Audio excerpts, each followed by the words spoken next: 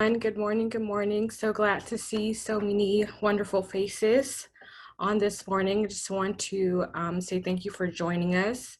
We're so glad you decided to join us this morning. I want to start off with inviting Dr. Flowers to pray.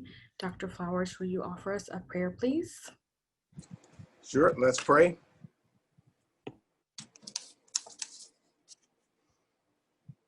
Good morning, God. We come this morning thanking you for your many blessings. Lord, we thank you for your goodness and your mercy and your grace. God, we ask that you help us to explore your deep wells of your word, the will, your way, and the works that you provided for us as examples. Allow us to live those out in our lives with each other. Bless us, Lord, as we move forward in this life that you've provided for us. Allow us to honor you with our deeds and our spirits.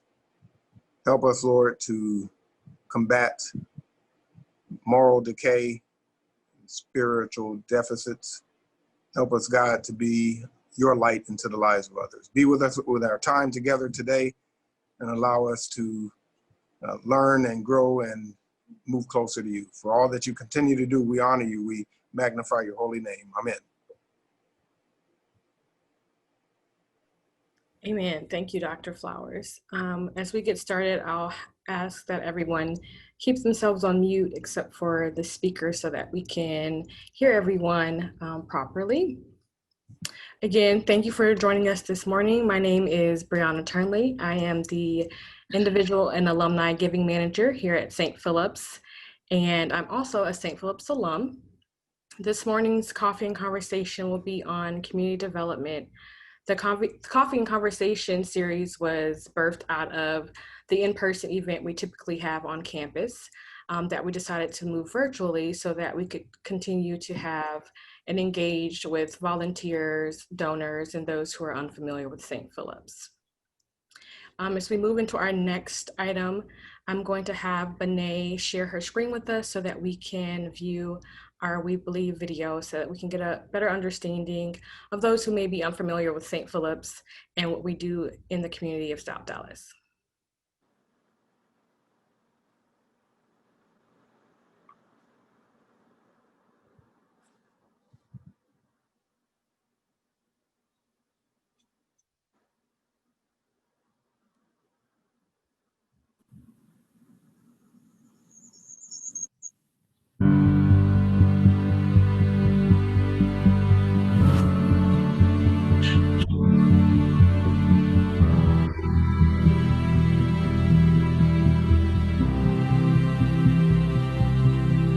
For over 70 years, St. Philip's School and Community Center has worked to transform the community it calls home. This vision of lasting transformation began in 1946 with the founding of St. Philip's Church in South Dallas. St. Philip's Church was a solid foundation, but God's plan had yet to come full circle. Thus began St. Philip's evolution from solely being a church into so much more. In 1959, this gymnasium became the first steps toward what would eventually blossom into St. Philip's School. Here, we purposefully instill the children with the love of God, love of self, and love of learning. Every student has the opportunity to develop into competent and compassionate human beings and impacting our world to make it better. But we didn't stop there. Today, St. Philip's is more than just a school. It's a school and a vital community center where we impact the lives of over 3,000 of our neighbors through unique and effective programs such as our community pantry. This is a tangible example of the quality we strive to bring to all of our programs. St. Philip's is a reliable, safe haven for children, and for many, a cupboard and a resource for quality educational programs. We serve a neighborhood that is still coming back from the brink of blight, which is why we are working towards revitalizing the entire community. This is a vision 70 years in the making. Over the last 3 decades, St. Philip's has been at the forefront of ensuring crack houses, vacant lots, and liquor stores are replaced with single-family homes, new apartments, senior citizen housing, and an expanded campus. From promising young minds to the elders of our community. It's a place where miracles abound and everyone truly belongs.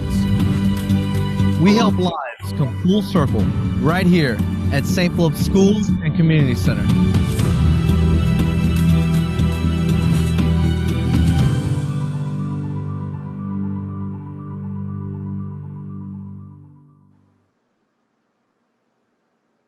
Thank you, Benet, for sharing that video. That's one of my favorite videos of really showing what we're doing in South Dallas in the community of St. Philip's.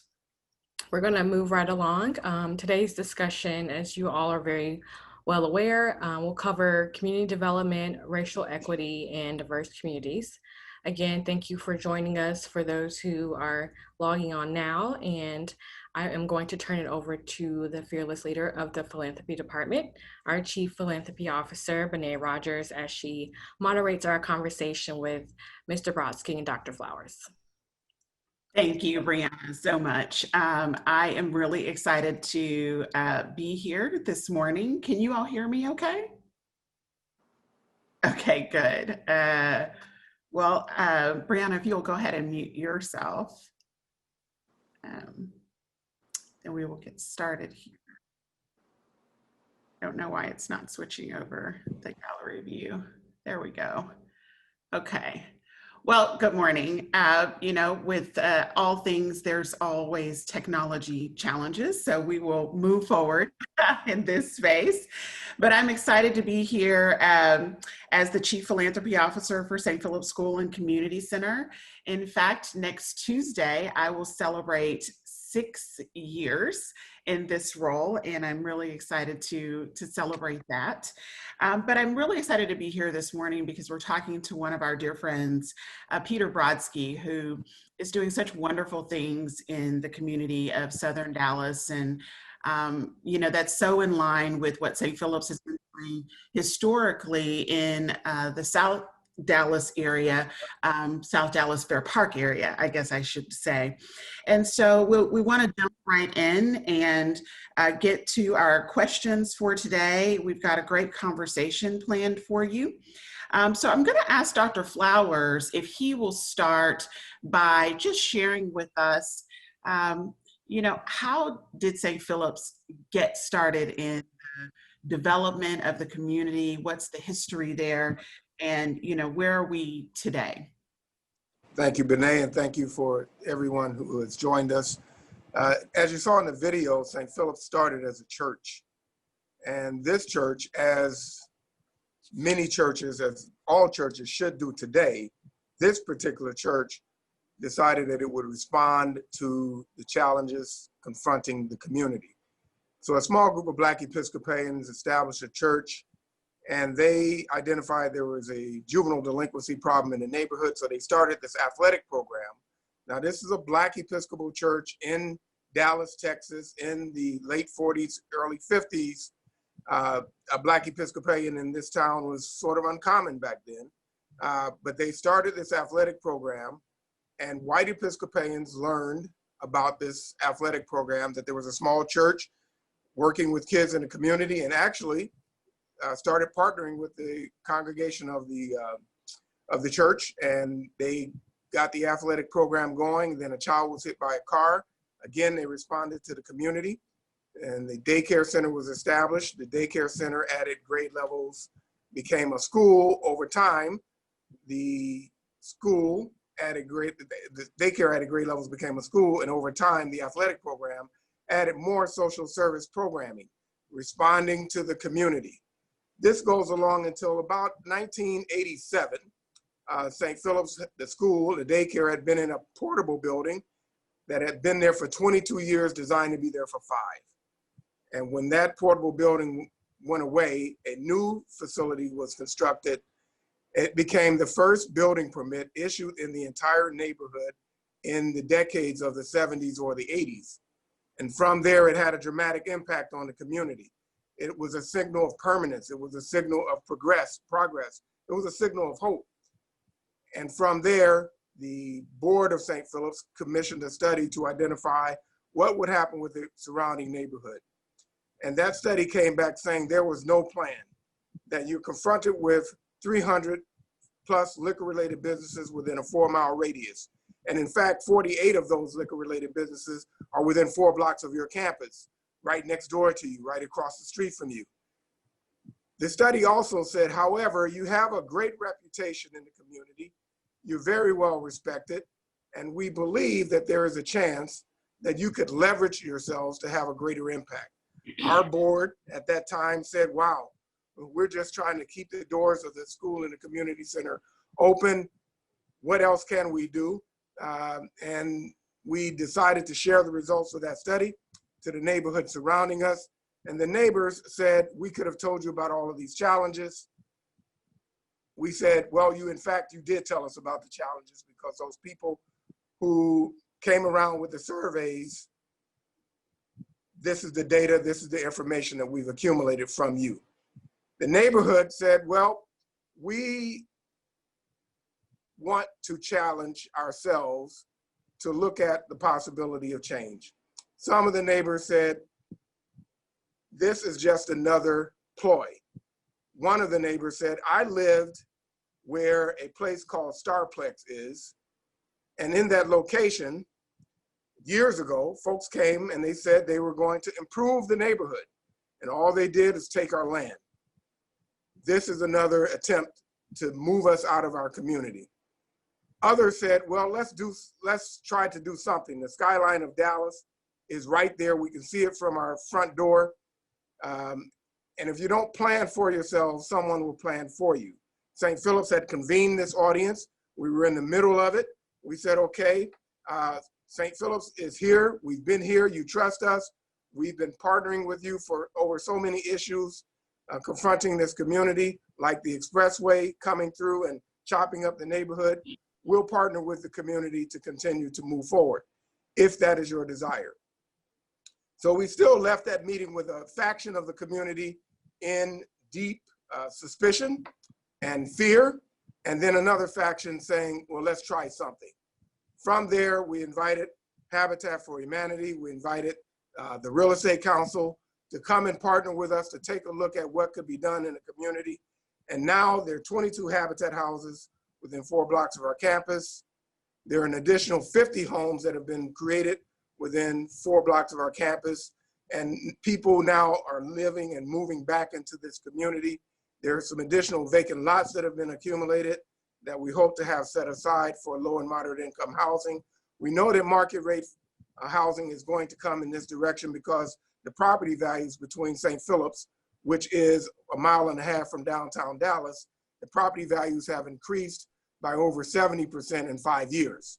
And so we are seeing those changes coming, and we want to be in a position, as we have been with the establishment of the church, to continue to protect and respond to the needs and the desires of the community surrounding us. Primarily, we built the building in 1987. It was the first building permit issued in the community in a couple of decades. We did not want the success of St. Philip's to adversely affect the very community that we're serving. And that is sort of how we've been moving into and transitioning into making sure that we're responsive to the neighbors around us.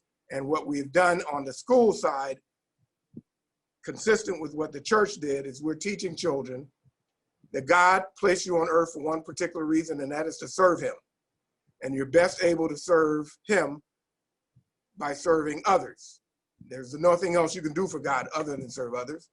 And so therefore, in our curriculum, our students are being taught that their sole purpose in getting an education and in learning is to advance themselves so that they can be in a better position to do God's work on this earth, wherever they may go in their futures. And at St. Philip's, they're able to see that daily through the services that are extended through our school and community center. Thank you, Dr. Flowers. I don't think that a lot of people really know or understand just what the depth of our work is in the community. And so it was, thank you for sharing that. Peter, I'd like to also ask you to just give us a little background on how you got into the work of development and where this has led you today. How did that journey for you begin? Well, good morning. I want to start off by thanking Dr. Flowers and Benet and Brianna for the opportunity, and it's nice to see a lot of familiar, friendly faces on this screen. So I'm not a real estate developer by background. The Redbird project is my first and probably my last real estate development. I really came at it not from the perspective of real estate. I came at it from the perspective of an observation about Southern Dallas. I'm not from here. I moved here in 1995 to go work for a private equity firm, and intended to stay for a year or two, ended up staying much longer than that, thanks to my wife, Lael, who's also on this call, I think. During the first 15 years I was here, I think I led a very typical North Dallas life, which was that I never went south of I-30 except once a year to go to the fair. All I knew about the part of town south of I-30 was what I saw on TV and heard from people, which was, don't bother, you don't want to go there, it's dangerous, it's a war zone, there's nothing to see there. And so I didn't. When I woke up 15 years later and realized that I lived in Dallas and I was going to be staying in Dallas, I decided it was probably a good idea to get a little more involved in the community. And I did the Leadership Dallas class, which exposed me to the whole of the city. And I met a lot of people from Southern Dallas. I started getting involved in Southern Dallas. And as you might imagine, what I found there didn't always match what I had been told. Of course, there are areas of need in Southern Dallas. There are areas of real poverty in Southern Dallas, as there are in North Dallas. But this is an enormous area of land. It's 208 square miles. It's 54% of the land mass of the city. It's 40% of the population. And you can't just paint that with one broad brushstroke.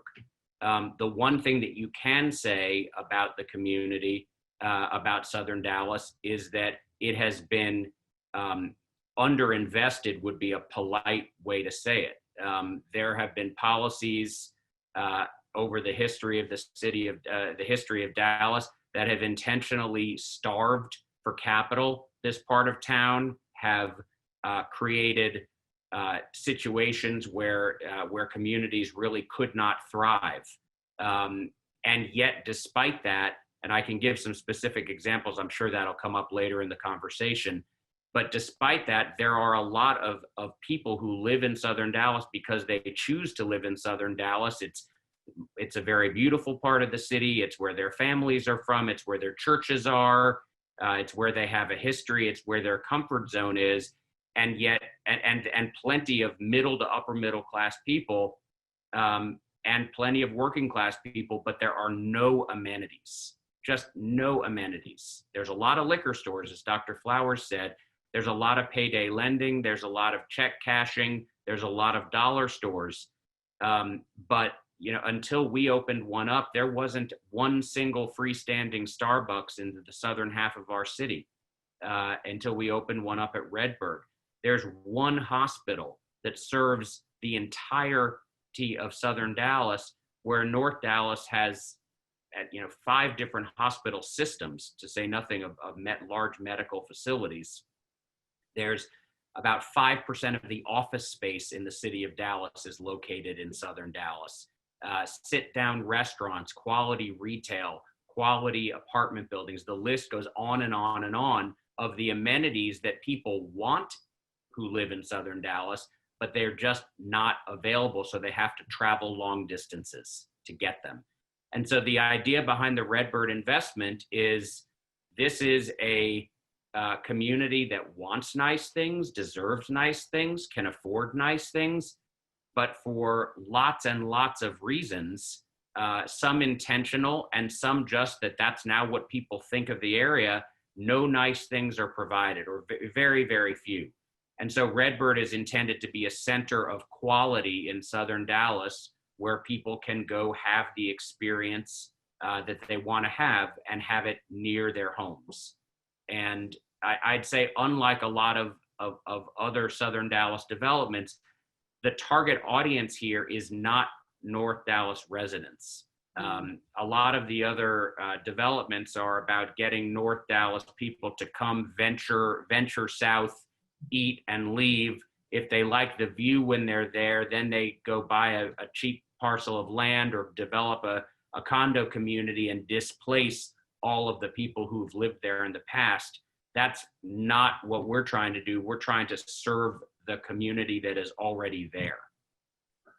Well, Peter, I think that's a great explanation, because a lot of individuals and communities who are in the situation where they see development happening automatically assume just what you said, that this is an invitation for others to come in and sort of take over what we have, instead of providing us with what we need and what we want. And so as we think about that, and based on your experience, I think let's start with some recommendations. People want to know, how do I be a part of this in a positive way? And we'll get more into detail about what you're doing and what St. Philip's is doing, but let's begin with a recommendation. What is your recommendation as a developer, but also someone who is a Dallasite who didn't venture south, have to say about racial disparity and inequity in development? And what is your recommendation on what we need to do to address that? And Dr. Flowers, I'll ask you to speak after Peter on that as well. So I think the first thing is that we have to challenge ourselves.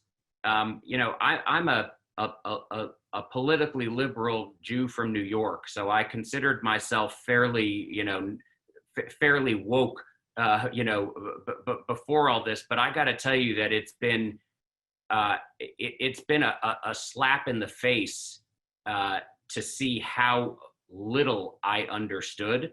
And I will stipulate that I'll never really understand, but it is impossible to overstate the role that race plays in the everyday activities and interactions that Black people in this country and in this city, in every action.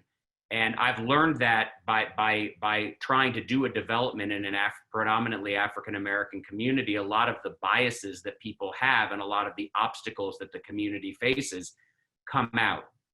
So the first thing I would say is that I think even no matter how much you think you understand it and how empathetic you are to the situation, as Brian Stevenson says, there's nothing like getting proximate to a problem to really understand it better.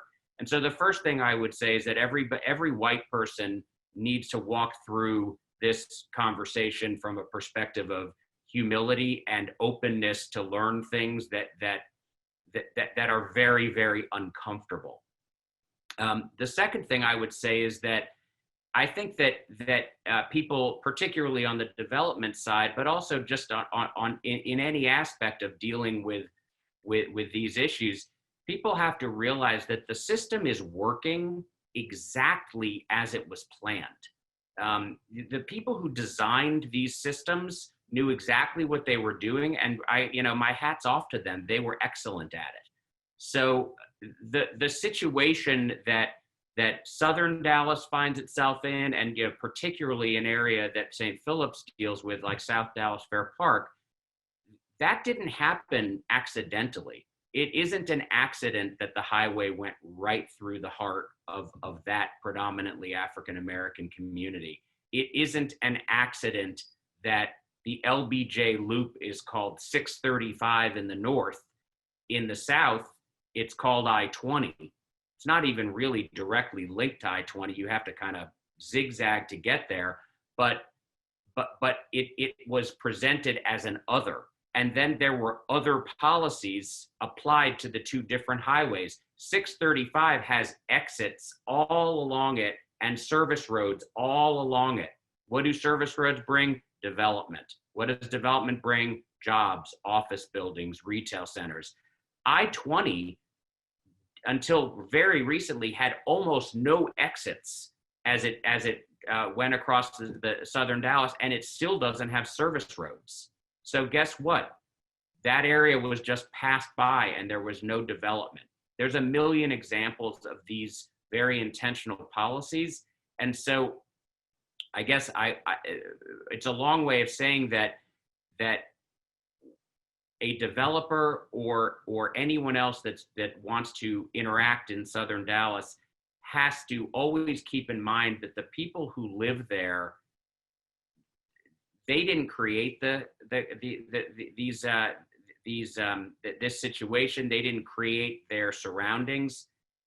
The people in power created those surroundings. And so not only do I think we all have a moral obligation to right those wrongs and overinvest in these communities to make up for past underinvestment and capital starvation, but there's also an economic opportunity. Because if once you come to the realization that the people who are living in these circumstances didn't create them, but those circumstances were imposed on them, you begin to look at the community differently. It's no longer, oh, well, they don't want nice things. They don't know how to value nice things. They don't treat nice things nicely. Whatever story is in your head, you realize, no, if nice things are provided, nice amenities are provided, they'll be responded to just as they will anywhere else. So I think there just has to be a complete mindset shift when doing business in southern Dallas. You're not doing someone a favor. You're not, trying to help people learn to appreciate the finer things in life. People already know that, and they're consumers just like everyone else, and they're people who have sicknesses just like everyone else. And the amenities that work in North Dallas will work in southern Dallas. Absolutely. Well, thank you for that. And Dr. Flowers, I'll ask you to also share. I'm going to need you to unmute yourself. But I'm going to ask you to also share, just what your recommendation is as an educator too, around what you've experienced through this process of the school, as well as through the development that St. Philip's has done. Thank you. I'll echo everything that Peter mentioned. The word system comes from a Greek word systema, which means to stand, and all else to stand. And our charge is to look at those sort of circumstances and figure out how to dismantle them. So being the educator, I'll say we just need to do our A, B, C, and D's to address this issue. First, A is ask. If each of us ask ourselves why communities look this way, why these circumstances exist, and keep asking why long enough, you'll arrive at some answers that will cause you to do as Peter has, understand more deeply exactly what's going on and be in a position to be able to figure out what you can do as a person when you look in that mirror to address some of these challenges. Second is B, go beyond what you've been told. And that's what you heard Peter say. You cannot rely on the images that you receive across the media, social media, from the political stands. If you rely on that, you're lost. And you will never understand how to advance this world and how to create a circumstance, a situation in a life for yourself, your family, and your community that God wants us all to experience. The C is come and see. There's a story in the Bible about Philip, who had come across this woman, and this woman who had come across Jesus, and Jesus tells her all about herself, and she gets so excited she goes to tell everybody that I just saw this guy from Nazareth, and the response that she received was, can anything good come of Nazareth? Peter came to see Nazareth. He came to see what was going on. Others have come to see, and we're beginning to see more and more of that. So that's ABC. The D is discomfort. This work is not comfortable. There are some challenges that our parents, our grandparents, our ancestors have created for us. It is not comfortable, but if we want to grow, if we want to improve, then we have to be willing to be uncomfortable, to learn things that might be surprising, might be shocking. We also have to learn about some things that we may have been unintentionally a part of, or maybe intentionally a part of. And then my last one, because the alphabet is too long, is E. And my E is excuse yourself from those entities, those individuals, those systems that are involved in perpetuating, sustaining inequity in our society. I'll finish out the rest of the alphabet in another call. Well, as always, the educator, Dr. Flowers, you never disappoint in sharing with us really true nuggets in an educational way that we can take with us. I thank you and Peter both for really outlining what the issue is, what the opportunity that people have is, and why it's important that they really gain experience. In our previous call with Pastor Rasmussen, he also said that. He said, you know, until you have an experiential exposure to the issue, it's really hard to say, I understand.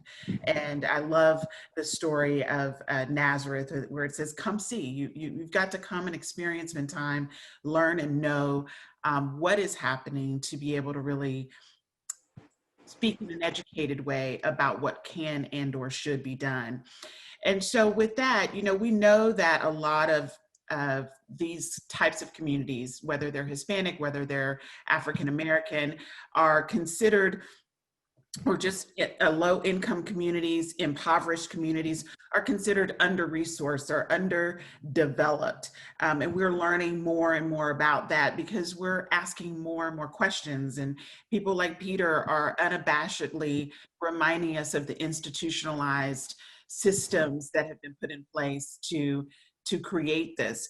So let's talk about redlining, because we hear it, you've heard it, but there are still some who are not quite clear what it is and how it happened and what it has done to Dallas and what we're going to need to do to undo it.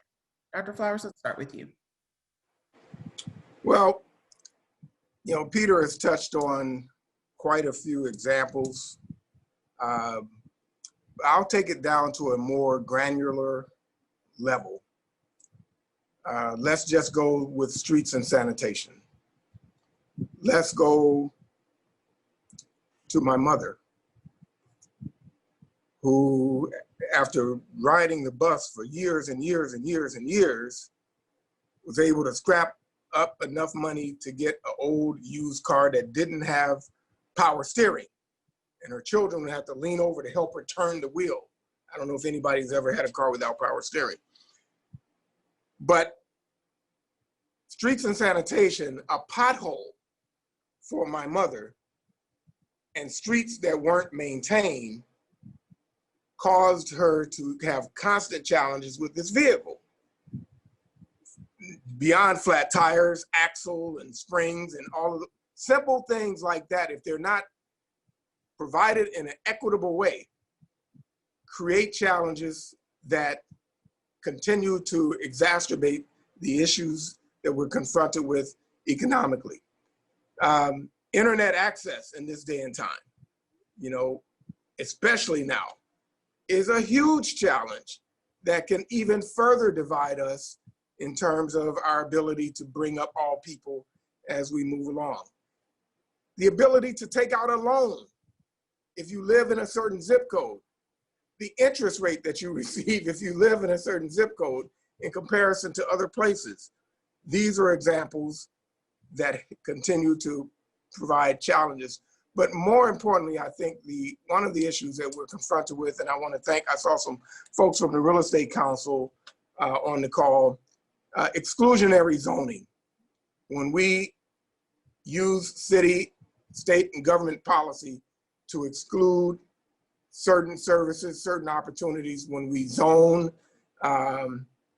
make zoning changes, when we allow there to be wet zones where you could have all of the liquor concentrated in certain areas. In this area, when you could have all of the scrap metal shops within 3 miles of our campus, when you have all of these pawn shops and they're allowed to be in certain areas and not allowed to be in other areas. Those are a few examples, and Peter has many, many more. You're muted. Thank you, Dr. Flowers. You know, because I think that's really important that people are clear and have specific examples of what redlining means. And so, Peter, I know I've personally sat next to you and you've talked about this, and I would love for you to just share some additional thoughts to what Dr. Flowers has shared with us today. Well, I think Dr. Flowers hit on a really important point, which is that these were not government sanctioned, but in some cases government imposed restrictions. I'm reading a book that my friend Miguel Solis recommended to me called The Color of Law by Richard Rothstein. And he opens with the story, that was not even planned, folks. I love it. He opens with the story of Richmond, California, Northern California, and how during the war, a lot of people migrated there because there were factories that were producing war vehicles and war equipment, and there was such a strain on the housing system that the government had to get involved to house people because they needed these wartime workers.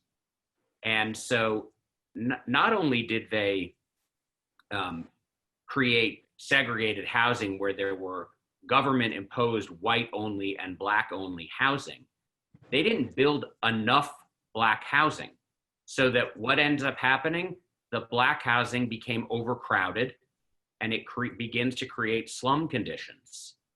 Then there were government-backed loans after the war, so that, and those were explicitly only for communities that did not allow Black people in them. This was government money. And so what happened? All of the white government housing emptied out as people moved into government sponsored private homes where their mortgages were backed by the government. That was not open to Black people. And Black people then were able to move into some of the formerly white only government housing. The result is that a lot more Black people than white people live in government housing, and Black people missed out on generations of home equity value, which is the primary source of wealth in this country. So you take that example in Richmond and you multiply it by, I don't know how many, by thousands and thousands. This is an example of how we get Baltimore and Fair Park, and a lot of the stereotypes we have today that, public housing is for Black people because they don't have the initiative to, whatever the story is we tell ourselves. But that was a policy. And what's really outrageous in this book is that there are communities where there were communities that were very diverse. They would have a lot of Black people and a lot of first generation European immigrants living together. And when those slums were cleared, now it wasn't great housing. Everybody was struggling. But when the slums were cleared, they were replaced with segregated government-owned housing. So even where there hadn't been a societal demand for it, the government imposed it. And it goes way beyond the redlining. You think about Social Security. Why is it that domestic workers were excluded from Social Security? Because most domestic workers were Black. And that was how FDR could get the vote of Southern Democrats to approve Social Security. So again, generations of people missed out on on government funded benefits that have put the African Americans as a whole in a severely disadvantaged position. So, I mean, redlining is a big, big, big part of it because of the connection in our country between home ownership and wealth creation. But it doesn't stop there. Well, you know, I think that now we've had some conversation in the chat about the color of law, and you know, I'm sure there will be some purchasing of that book, because I think both of you have really shared some really critical things that people just fundamentally don't understand, and they've made some unhealthy decisions and thought processes along that, and therefore subsequent behaviors that support that. I want to share with everyone that Peter and Dr. Flowers have agreed to stay about 15 minutes after our call to answer any questions that you might have. So if you do have questions, please put those in the chat, and we will stay as when our call finishes at 10 o'clock for another 15 to 20 minutes to answer those for you. We are also recording this, and so we will make the recording available as well if you know folks who weren't able to get on the call today, and you would like to share this with them. So Peter, let me start back with you. You know, you talked about this a little bit earlier, you know, about why Southern Dallas, about why Redbird, but let's talk about why you chose that and what your experience has been. And I specifically want to speak to something you said once about the persons who have made the deals with you in each of these businesses has been someone of color. Mm-hmm. Talk a little bit about that and why you think that reasoning is. Well, I'll tell you that I always knew that diversity was a good thing. That was something that was always told to me. But until the Redbird experience, I don't think I could have articulated a good reason why and concrete examples of how it actually is better for everyone. And the Redbird experience has really helped me in that. And you know, what Benet is referring to is that with very few exceptions, all of the major deals that we've done at Redbird to bring quality amenities to the community have been spearheaded by the tenant or the developer, by a senior African-American person in the management team, or in some cases, the owner of the business. And the reason why that's important is that because that diversity exists on the management teams of these businesses, the management team as a whole is opened to many, many more diverse perspectives.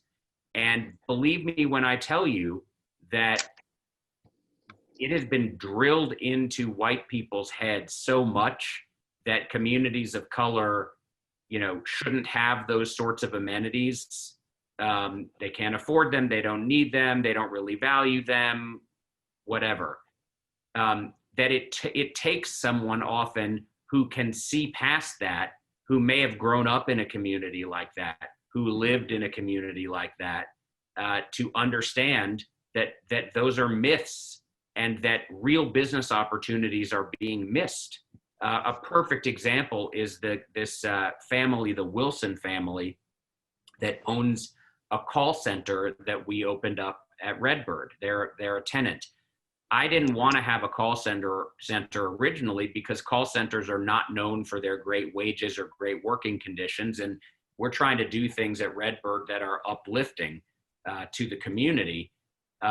And I met this guy, Mark Wilson, who's an African-American owner of a call center business based out of Atlanta, extremely successful, definitely not a nonprofit mission for him.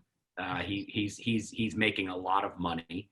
But his whole thesis was we should locate our businesses, our call centers in predominantly African-American communities, because we are going to end up with a workforce that is totally overlooked by society at large, hasn't been invested in, will live nearby our facility, and will be terrific employees, and we're going to treat them so well and pay them so well and treat them with such dignity that we're going to have a lower turnover rate, and our customer service will improve. And that's his whole thesis. And he's done it in Atlanta. He's now got over 500 people in the Redbird community, and he's open in Charlotte. And it's exactly right. But if he weren't, if this weren't an African-American owned business, I just don't know a lot of people that would have had the perspective to take that approach. And he's exactly right. His customer service levels are extremely high. He pays a minimum of $14 an hour plus full benefits, which is very unusual for call centers. They're more like $9.50, $10 an hour. He's got one thing that he did that was so great is their entire break room and sort of the snacks and the lunches are all done on an honor system. None of it is behind in a vending machine. And what he says is people who live in communities like this aren't used to being trusted. They're used to being suspected. And I want to show my employees that we trust them. So he's just created this phenomenal environment. And guess what? People are happy.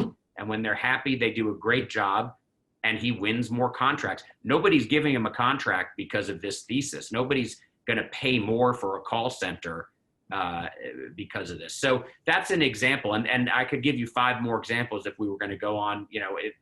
When Dr. Flowers gets to the W in his alphabet, I'll tell the rest of my stories. But the diversity on management teams, in ownership, actually brings something to the table, and they see money-making opportunities that other people don't see because they're blinded by implicit or explicit bias. Well, I think that was, when you said that was really powerful to me, because I think it's also a note to say that there are leaders within companies, and there is an opportunity, and it's got to be purposeful and intentional to identify who those partners are and helping them understand. What I also love, Peter, is that you're not just trying to put something out there. You're being very intentional about who you're doing business with and who you're inviting, and you want to make sure those folks are mindful of the communities that they are serving. And I think that's really critical as well. Dr. Flowers, you grew up in Chicago. And there, it's one of the country's most historically segregated cities. In many ways, it still is. What do you think it's going to take to get across these lines for more people to do what Peter is doing? Historically, what you've seen in Chicago, what you've experienced here in Dallas, how do we get more Peter Brodskys, stepping into this space, crossing those lines, and understanding that diverse communities are healthy communities? Well, the reality is that most of us on this call have but a few more years to get it right. And so there is some opportunity every day when we look in the mirror to ask ourselves what steps we are personally taking. But I want to, you said I grew up in Chicago.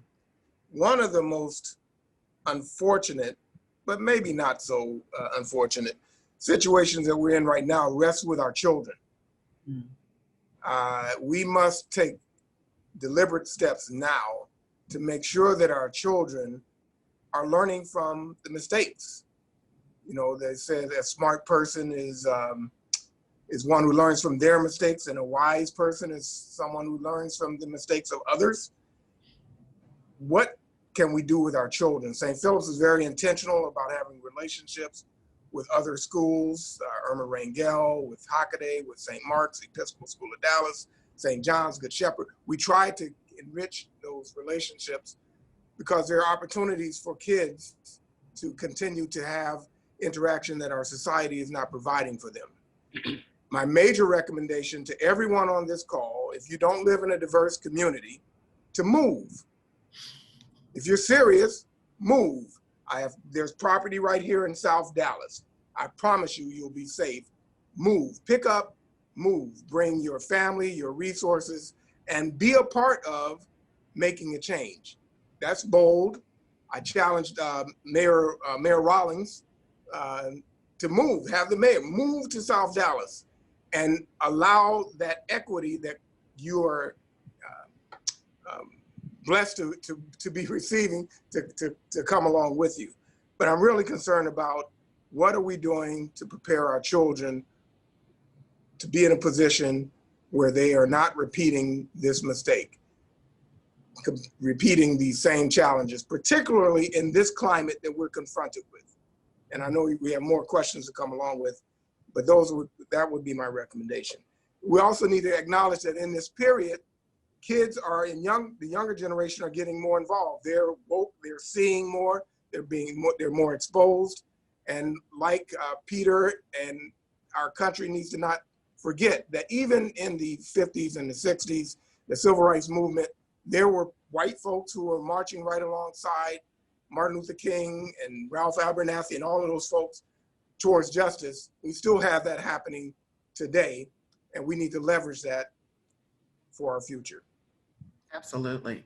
I love that challenge of move because it's real. I mean, again, it goes to, walk the walk of the talk. But we are at the end of our hour that we promised everyone. And even though you and Peter have agreed to stay, we want to be mindful and know that there are some who are going to have to exit this call. So I'd like to ask you all, starting with you, Dr. Flowers, to just give us a closing statement, and then we will move into the sub-coffee and conversation Q&A. So Dr. Flowers, what would you like for those who need to jump off the call now? What would you like those last statements to be for them? Mine would be that we didn't start, America was established out of a flee from oppression. And you hear all the time people calling America the great experiment. But I'm reminded of how we have our students prepare for their science fair projects, the hypothesis and all of those steps that they have to go through. Well, it really wasn't the type of experiment that we think of. It wasn't an experiment of a melting pot. That wasn't the intent. But we are where we are right now. There are many reasons for our circumstances. We must not allow those to become excuses. We are still here. We have to take steps. We have to take actions to overcome these challenges. That's what we're doing with our students in the area. Since we're talking about economic development and equity, particularly in Southern Dallas, St. Philip's is engaged in a process where we're trying to leverage the opportunity for Dallas to have a community that looks like what God wants us to live in, a community that looks like the way God wants us to live, that will have a diverse community, because that is more sustainable. A diverse community is more sustainable when you have people of all walks. You'll end up in a situation where you're not relying on government dollars, state dollars, and federal dollars to help people thrive. Thank you. Thank you. Agreed. Peter, any closing comments from you? Yeah, I mean, I would say a couple things. I agree in theory with Dr. Flowers that the best thing everyone could do would be to move. I'll admit some hypocrisy on my part, which is that I don't think I'm going to move at the moment. But there are lots of things that people can do. I mean, one is volunteer to be a poll worker. Let's make sure that everyone has the opportunity to vote. But the other thing is to support institutions in the city that are addressing these problems, and support in particular institutions that are community-based, that are run by people who either live in the community or have the ear of people who live in the community, and who are working proactively to improve things.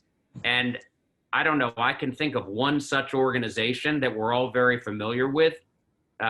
It's the call we're on. I mean, you think about what St. Philip's is doing in South Dallas Fair Park.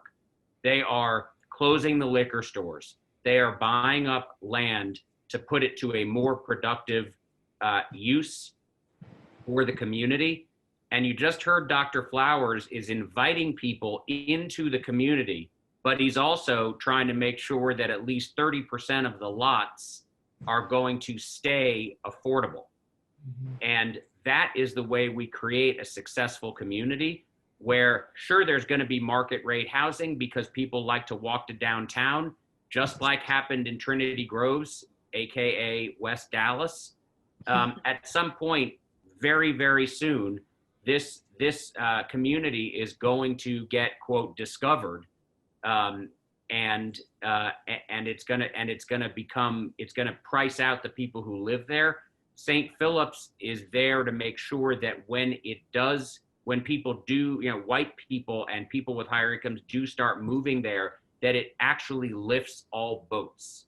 And so I would really encourage, I assume everyone here is a fan of St. Philip's or you wouldn't have been on the email list, but I would encourage you to really think about investing dollars into this institution, because at the end of the day, conversation is great and dinners between whites and blacks to increase common understanding is great. But at the end of the day, it really is all about the money. If these institutions don't get appropriately funded, then they can't actually do the work. And I think it's on all of us to make sure that happens. Thank you, Peter, and we appreciate you so much for that and sharing that message. We have put, or will be putting in the chat, a link to the St. Philip's webpage where you can learn more about St. Philip's, share more about St. Philip's, and also give if that is in fact what you are interested in doing. I'm the Chief Philanthropy Officer, so I would be remiss not to remind you that North Texas Giving Day is just in a couple of weeks, and that's an opportunity to support our efforts and the work that we're doing in the community. So with that, I will officially say that our call is concluded, and thank all of those of you who were able to join us for the call. And I see that several people have had to log on off, but we have a number of people who have stayed. So I'm going to hop over to the chat here and start down the road of some of these questions. And I'm going to get to them all, I promise, but I'm gonna start here from the bottom. And one of the questions is, can you share any potential Southern Dallas investment groups that align with St. Philips's platform? That's probably a question for you, Dr. Flowers, or either of you, I think. Well, I don't know of an investment group that aligns specifically with the St. Philip's platform. There are some investment vehicles.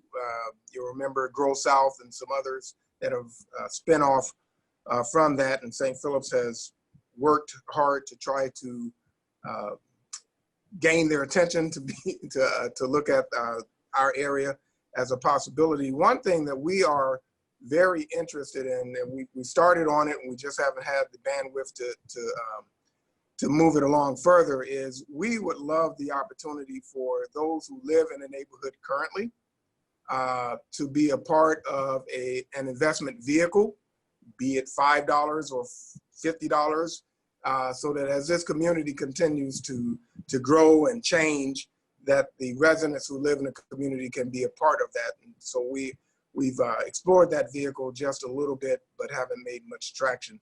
But Peter might know of other entities that focus specifically on this area. We were not a part of the Opportunity Zone and some of those other federal platforms that were created. We were, I won't say we were carved out, we were left out of those. So were we. You know, the sad thing is, and the opportunity is, that I can't think of any investment vehicles. I think there's a couple of issues. The first is that when you use the term investment vehicle, you're usually talking about a fund. and funds are looking to invest money and receive a return back in 3 to 5 years. And we've been at it at Redbird already for 5 years. These are not fast investments. The fast way to make money in South Dallas Fair Park is to open a liquor store, right? That's the fast way to make money. The slower way, but the better long-term, more profitable way is to really invest in something high quality and convince businesses that this is a good place to locate. That takes a much longer time, and it's usually outside the window of investment vehicles. And so 2 things are required. One is there has to be government involvement. There have to be subsidies provided to those investors to make the economics work, because you can't put up a high quality building and then expect to make a return by with the rents that are currently prevalent in South Dallas Fair Park. So there has to be some kind of bridge gapping, and the city and the state and the federal government all have tools for that. And the other thing is that I think there's a real opportunity for conscious capital, for double bottom line funds or impact investing funds, where there are 2 motives. And that's really how I've always looked at Redbird. Redbird is personal money, not just Laels and mine, but we have a bunch of several different, probably about 15 other Dallas-based investors, and everybody looked at it as a profit-making exercise. But the conscious capital part of it was that everybody was willing to have their capital tied up for 15 years, which is very, very long. Hopefully it won't be that long, but that's what everyone agreed to. So I think there's a real opportunity to raise capital on this investment thesis, but I can't think of any funds that currently exist. Okay. That sounds like a great opportunity for some conversation moving forward. Someone also put in the chat, every time I bring forth the view Peter outlined regarding amenities and how they will succeed, people from the community say that theft will be an issue. I disagree. I see employment and availability. Why can't political leaders make this happen? Well, first of all, political leaders cannot cause investors to choose to put businesses there. Okay. They can induce them. They can offer subsidies, and they can create TIF districts and things like that. And I think the city does overall a decent job of doing that. I think the issue is, it's really unclear to me whether theft is more of an issue or whether it is more of a perceived issue, or whether it's a little bit of both, where I don't think there's any more theft going on at Redbird than there is in other places. But when it happens, there is the confirmation bias that kicks in. So what we always say is there can be a murder in the North Park parking lot, and there has been. There can be a murder in the garage at the shops of Park Lane, and there has been, and no one cares.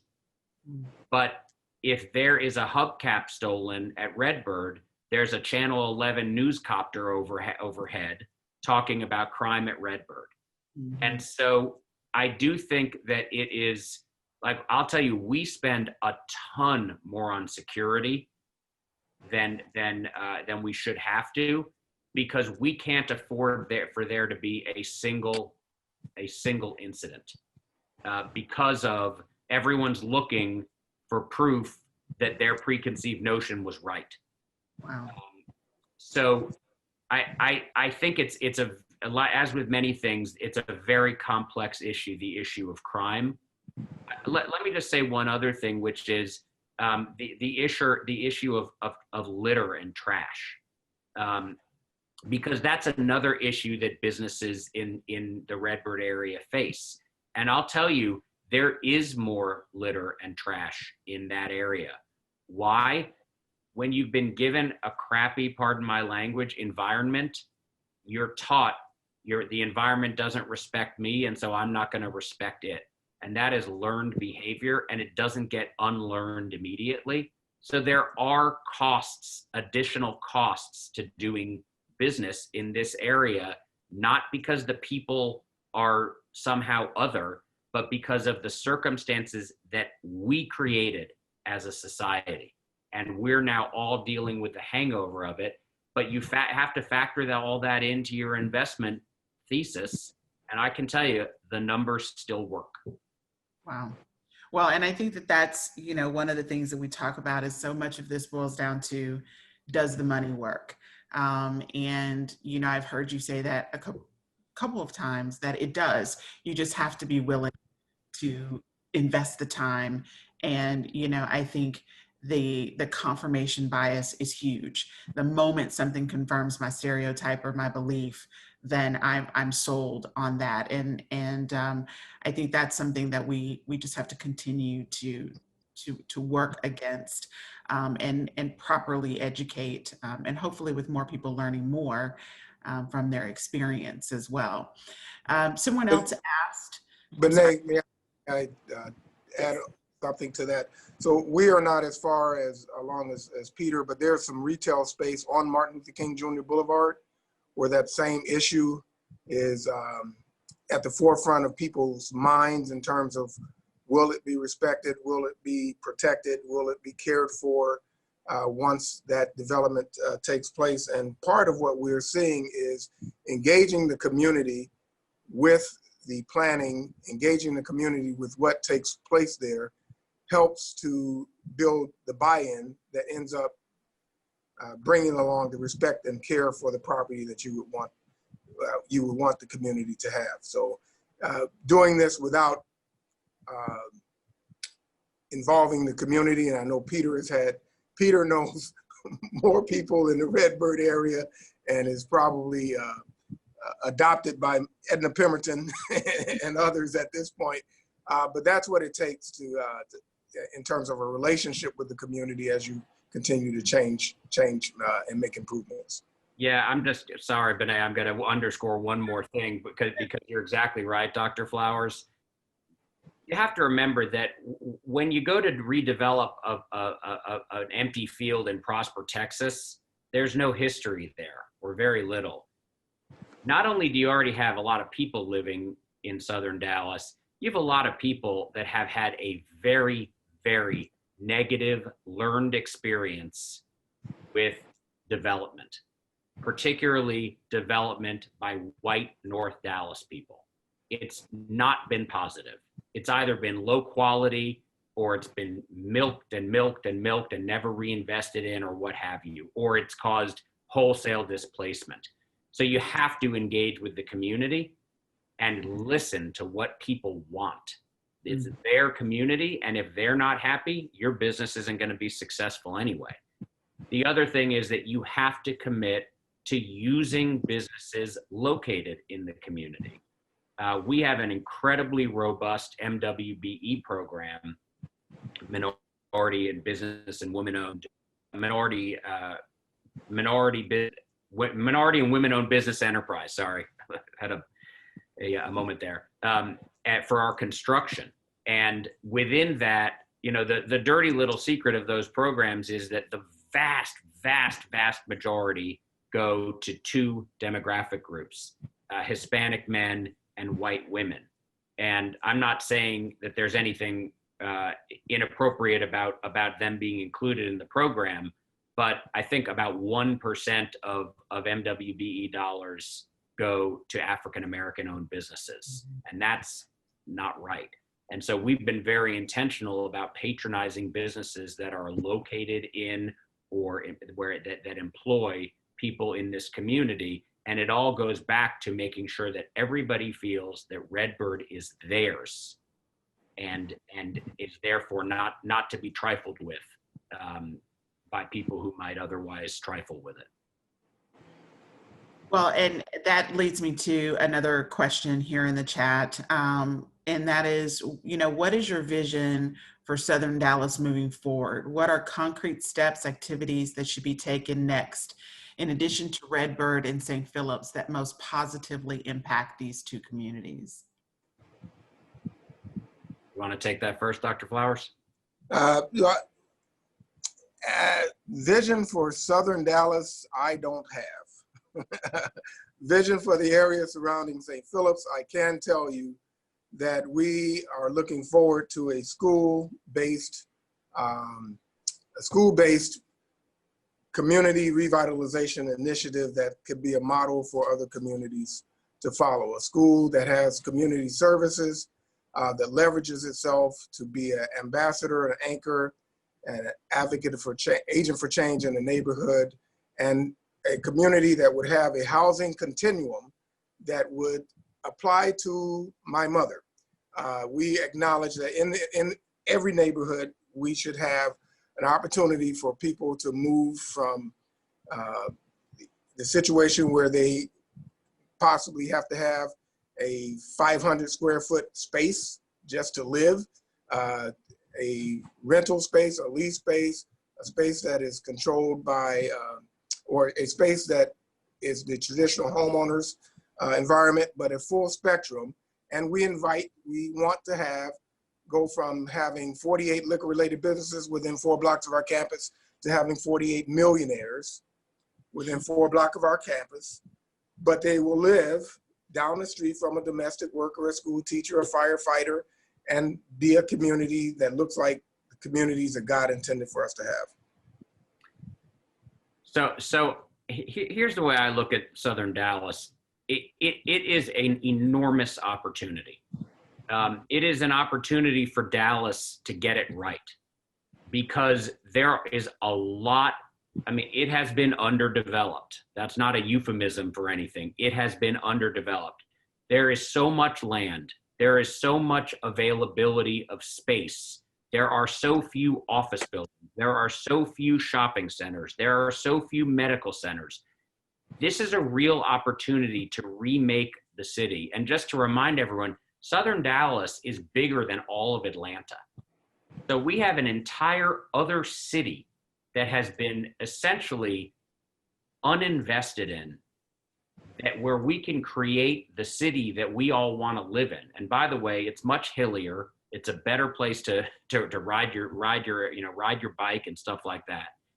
And so I think what needs to happen is that the city needs to be doing some planning of how to attract those millionaires that Dr. Flowers is talking about, but do so in a way that doesn't cause everyone who's currently there to have to leave. But where it is possible, because the big thing I hear about is gentrification. And to me, gentrification is a word that has 1,000 different definitions and everyone uses it differently. If you think that gentrification means the addition of quality amenities into a community, that's a good thing. If you think it means that the addition of quality amenities into a community that are intended for other people so that the people living in the community have to leave, that's displacement, and that's a bad thing. But so when I use the word gentrification, I'm using it in the more positive sense. But there's got to be a way to invite higher income people into these communities in a way that gentrifies them in a positive way and creates more business opportunities and more job opportunities and more amenities without displacing those who are there. And this is not rocket science. This has been done in other places. It can be done here, but it's going to take intentional policy, and then it's going to take an investor base that wants to do it and is interested in doing it. And then it's going to take, like I started out at the beginning, a mindset shift from people, that the people living in these communities are not the problem. The circumstances imposed on them are the problem. And that will eliminate a lot of the fear that people feel. People feel fear about going into these communities. They are afraid when they see people who live in the communities. That's a very cultivated emotion. It's been very well cultivated, but I think if you begin to think about the individuals who live in these communities as products of their circumstances that were imposed on them, and not something innately different or other, that's a really important part of achieving the end goal of a really socioeconomically and racially diverse city. Well, thank you. We've got a couple more questions here I definitely want to get to. Some of them are similar. One is from actually a parent at St. Philip's. She says, I'm both a proud St. Philip's parent and employment specialist at the Redbird Workforce Center. I have seen the new presentation of our center change our clients' perspectives positively. What do you want our clients to know about your interest in redeveloping their community? The entire mantra of the Redbird development is quality, and we are very intentionally developing the buildings to send a clear message to everyone who comes to the site, whether it's as a patient, as a client, as an employee, as a shopper, as a diner, what have you, which is you have value and we value you. We want everyone, what I always say to my team is, we want everyone to come away from every interaction at Redbird feeling dignified and valued. And so we appreciate you working with us through the renovation of the Workforce Solutions space. It's been tough. It's almost done. But when that building is complete, we want it to look like a place that values the people that go in and out of it. Mm-hmm. And that doesn't mean that it needs to be gold plated with diamonds everywhere.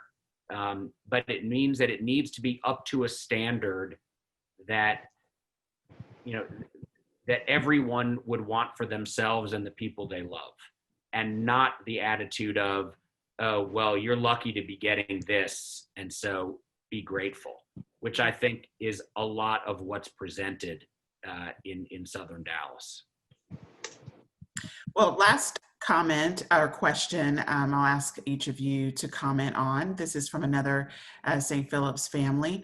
Says, I am a native of Oak Cliff and an St. Philip's parent. I have to admit, it is difficult listening to people continuously talk about where I grew up. These conversations have been going on for years. My mom worked in development for 20 years. It seems like there is a need for a period of reclaiming our communities where many of our parents still live.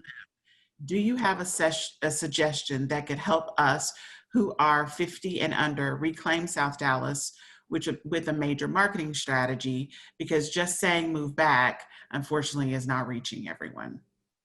Does that question make sense? How do the people, I think that younger generation who are still living in these communities where their parents have grown up, what do they do? What's their message to get people to come back and to help be a part of what you're doing, Peter, instead of just watching you do it, I guess is the question. It is a chicken and egg issue, because people who can afford the quality amenities that they want them. And so they go to where they are. And then that makes it harder to get quality amenities in the community because there are fewer people who can afford them. And so I really think it is a combination of things. The first is that there has to be intentional investment by the city in making the economics work, making it worth the risk for a Starbucks to open up in South Dallas, for a high quality grocer to open up in South Dallas. Someone has to make the first move. And I think it's going to be a combination of that. And I don't intend this in a pejorative way, but the idea of urban pioneers, somebody who is willing to walk the walk and, pick up and move into an area that is considered undesirable, even though they have lots of options about where they live, and say, I'm planting a flag, and I'm gonna get my friends to, and I'm gonna send my kids to the public school. It's gonna take both of those sorts of leaders to do that. And unfortunately, most people in life are not leaders. Most people hop on the train once it's clear that it's moving. And so that's why these investments take so long, right? Because it takes a long time to find enough people who are willing to go first. So there's not a magic bullet other than leadership. And again, I hate this word in this context, but courage. It shouldn't take courage to do this, but because of everything that we've been taught, it feels risky. It feels like it takes courage, and so it does take courage. Yeah. And Bené, to that parent, I would say, and I don't know about the widespread marketing approach, but find 25 people like you and pull those resources together. Take a look at the 1600 block of Martin Luther King Jr. Boulevard with retail space that is coming to the South Dallas Fair Park area, and where people are already now making pitches for how they bring their business concepts to that area so that they could reside in one of those locations as a start. But I would say, Peter's referenced it's going to take city and state resources. I agree, but the first step is that we have to take our own actions. We have to begin to look at what resources we do have and not allow the circumstances, the many reasons for our situation, to become excuses for us not moving forward. There are enough folks that can be put together to launch a business concept here in South Dallas Fair Park if we're not looking at it in the traditional manner where folks have to invest $5,000 and $20,000 and $50,000 in those. Let's get enough people who are like-minded gathered together and create a structure where everyone can benefit and help the society to understand that prosperity is complementary to all if we join in together. Well, I want to thank you both for your time today. We know that this is a busy time for you, Dr. Flowers. I know with school, actually students coming on campus this week. Look at Dr. Flowers, he is dancing, he is smiling. Take note, this never happens.